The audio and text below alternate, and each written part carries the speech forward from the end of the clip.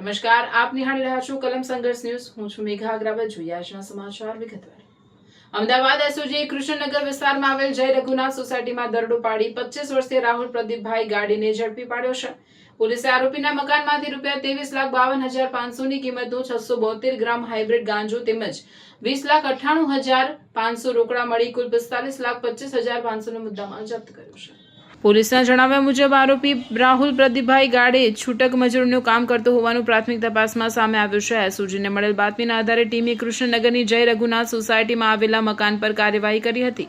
દરોડા દરમિયાન મકાનમાંથી હાઇબ્રિડ ગાંજાનો જથ્થો અને રોકડ રકમ મળી આવતા પોલીસે આરોપીની ધરપકડ કરી હતી.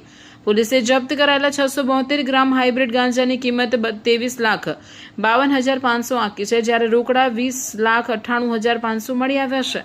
આમ સમગ્ર કાર્યવાહીમાં કુલ 45,25,500 નો મુદ્દામાલ કબજે કરવામાં આવ્યો છે. આરોપી વિરુદ્ધ ગુનો નોંધી કાયદેસરની કાર્યવાહી હાથ ધરી છે. આરોપી આ ગાંજો ક્યાંથી લાવ્યો, કોને આપવાનો હતો અને આ સમગ્ર નેટવર્કમાં અન્ય કોઈ વ્યક્તિ સંડોવાયેલી છે કે કેમ તે સહિતના મુદ્દે પોલીસે વધુ તપાસ શરૂ કરી છે. એસઓજીની કાર્યવાહી બાદ હવે પોલીસ ગાંજાના જથ્થાના સ્ત્રોત અને રોકડ રકમના વ્યવહાર અંગે પણ તપાસ કરી રહી છે. વધુ પૂછપરછ અને તપાસ દરમિયાન આ કેસમાં અન્ય મહત્વની વિગતો સામે આવે તેવી શક્યતા છે.